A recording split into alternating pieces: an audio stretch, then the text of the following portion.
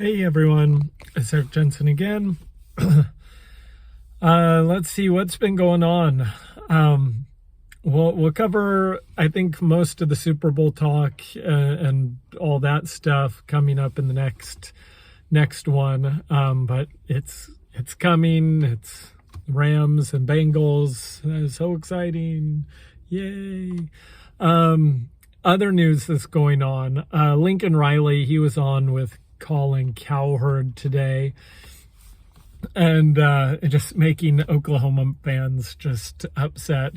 He goes out and he says that he didn't recruit anyone from Oklahoma.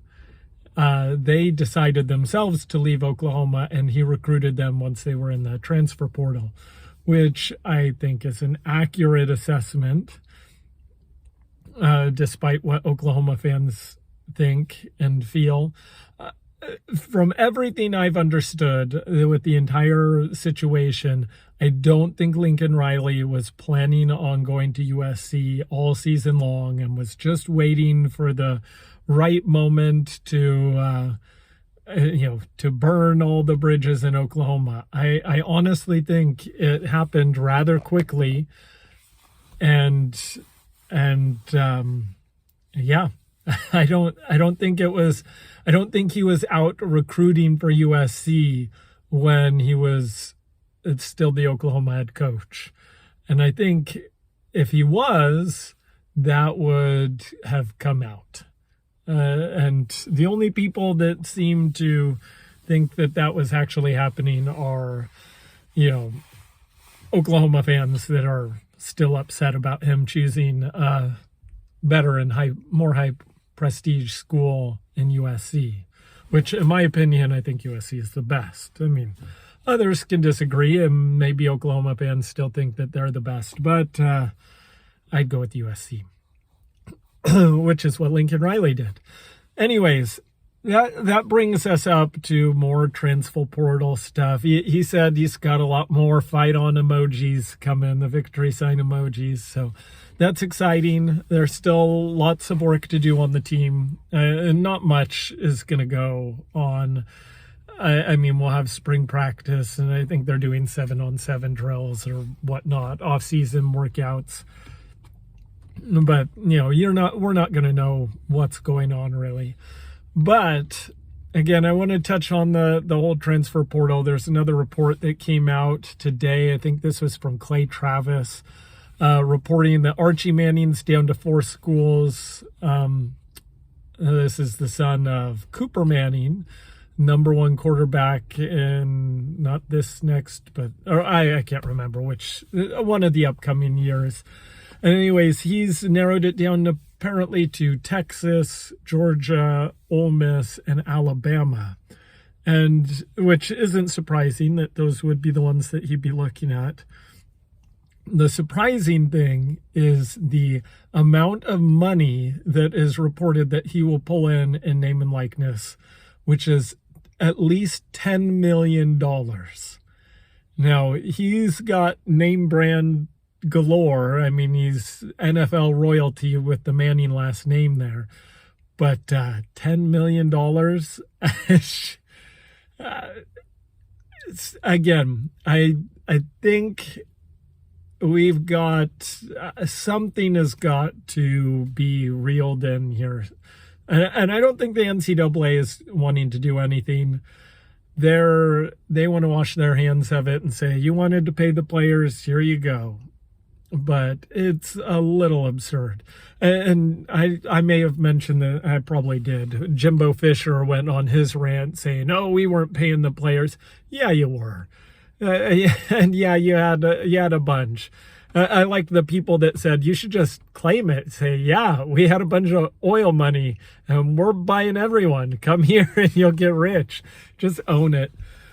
Because I mean, you look at the whatever the teams are that traditionally are really good, and the Alabamas, the USC's, the Oklahomas, the Ohio States.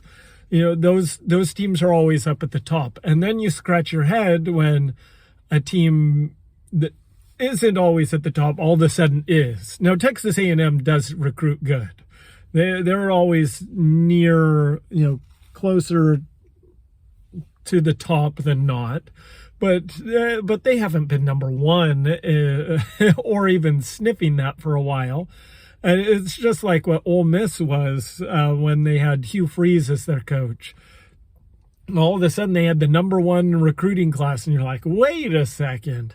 What is going on here? This is a little bit different. And it turns out, yeah, they're paying their players, which wasn't legal then. It is legal now, but something's got to change. I think it's just a little absurd. What that is, I don't know. I really don't know, and it's going to be hard to put the, whatever the saying is, put the cat back in the bag, or whatever that saying is. I don't know what they're going to do with it, but it's a whole new world. But no, USC wasn't cheating. They weren't, Lincoln Riley wasn't out recruiting all of Oklahoma players to go with him to USC. I think he was completely accurate in that he said as soon as they were in the transfer portal, then he could recruit them. But at that point, you've got your foot halfway out the door. This is exactly like Jackson Dart or Michael Trigg or whatnot. I mean, as soon as they put their names in the transfer portal, yeah, theoretically they could have come back to USC, but really they weren't going to. Which, again, I probably just from the last year, I still have an affinity towards Jackson Dart, and I thought Michael Trigg was going to be good, so I really do hope that they do great at Ole Miss. But anyways, what we really need is a USC versus Oklahoma, and I don't think that it will be in the playoff, though. I don't think Oklahoma, I think it was Bruce Feldman, he put out in way too early rankings, and he had them out of his top 25, and they were all getting upset. Oh, I can't believe reporter would not have us in the top 25. And then he listed, well, look at all the people that you don't have. And it was like their entire roster, basically, of starting players were gone. It's like, that's why I didn't have you. You lost everyone. Like, everyone. So, but, the preseason rankings are garbage. Way too early preseason rankings when we don't even know the teams are garbage too. But we don't need to get upset about things. Just, it's sports. Anyways, other things going on in the Premier League. That started up again. That's situation normal. I mean, I don't know what Manchester United was thinking getting whatever their German manager is. I can't remember his name off the top of my head, but if you're getting an interim manager just before you can get one, it's not going to be good. It doesn't look good. There's a reason why he was easily available to be the manager. And I mean, when you can only draw 1-1 against Burnley at the bottom of the table, it's not doing good. And they have enough firepower that they should be doing a lot better. Anyway, Manchester City is going to win the league again. I don't see anyone catching them. That's my soccer. We've got the Olympics going on. I don't know why the Olympics are in Beijing. The courses and there's the picture of that ski jumping, whatever it is, next to like this power plant that looks like a nuclear, thing. And that's the only thing that is white in the entire, for hundreds of miles, is that one artificial ramp of snow. It's just not a good look. And then they were up at the biathlon doing there, and they were just like, it's way too high of elevation and just too cold to do it. It's just not the good place. And this is not counting the fact that China is, as a government, is just awful and are, running concentration camps and are just some of the worst people there are, and are probably going to invade Taiwan as soon as they can. And we should not be there. Having said that, there has been some very entertaining races. I'm not big in the X Games stuff. I don't find it all that entertaining. Oh, they jumped again. But the races and stuff, like I said, I was watching some biathlon. That's intriguing stuff. It's not that I would, want to watch it and follow the biathlon, normal pro league, whatever that may be. But once every 4 years, it is very intriguing. And curling is amazing. And I know the big stories in the Olympics, I guess, are the two U.S. people that went and decided to renounce the U.S. and go for China. I don't know if it was really renouncing the U.S. I don't know the details, but, one was a figure skater, one was a snowboard or ski jump X game kind of thing. And, whatever. Do whatever you want. That happens in soccer all of the time. Half of the U.S. soccer team has never even lived in the United States, it seems like. So it happens. If that's how you're going to get into the Olympics and that's your goal for life, go for it. Whatever. I don't care. Would I ever do that? No. No, I would only be for Team USA. But if other people want to do it, by all means. I don't think you should hate these athletes. Whatever. Anyways, that's the Olympics. Canada beat the U.S. in women's hockey for whatever that's worth. I haven't watched any of that. But curling, biathlon, there's some speed skating. Speed skating is just so weird because it's all time and you can't be racing against everyone. That's what I don't like about that. But it is fun to watch, I guess, and they are pretty incredible.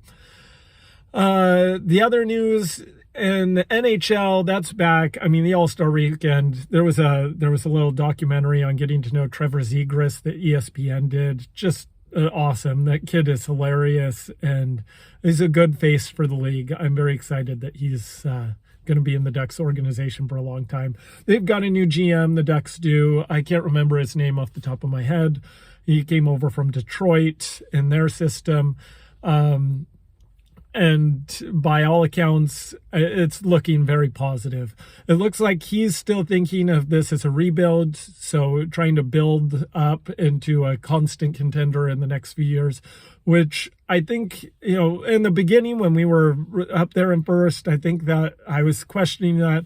It looks like that's what the team needs to do. Even though when we get everyone back, I think we're going to make the playoffs this year. I mean, I think the Ducks are better than the Kings. I think, but, who knows? But a few of their pieces are older. I mean, you're going to lose Getzlav here soon. You're going to lose Henrique. You can't keep all of, Silverberry, Raquel, and Lindholm. So you are going to have to build something, whatever that is. But yeah, if you can check out the Trevor Zegras thing, he is a centerpiece to build around, and he is just fun and does just fun stuff. And then there's basketball. USC split with the Arizona schools. Lost to Arizona. They just, I'll end with this. They just, even more than Evan Mobley, they're missing Taj Edey. Just the knockdown shooter at the end of the games that comes up clutch. My favorite player on the team, not that he's the best, is Drew Peterson. And he can knock down shots, but he's not what Taj Edey was last year. Last year at the end of the game, Taj Edey was going to make a shot. And we don't have that this year. And that's what struggled against Arizona. We would have beat Arizona if we would have scored more than 3 points in the last 6 minutes. And that was scoring no baskets, only free throws. So USC, with that limitation, I don't know. I mean, I think they can make a run. They can get to the Sweet 16 maybe, but I don't see them getting much further than that. But hopefully we beat the Bruins this week. That's a big week going on this week. Anyways, we'll talk about the Super Bowl next, and have it so good. Bye.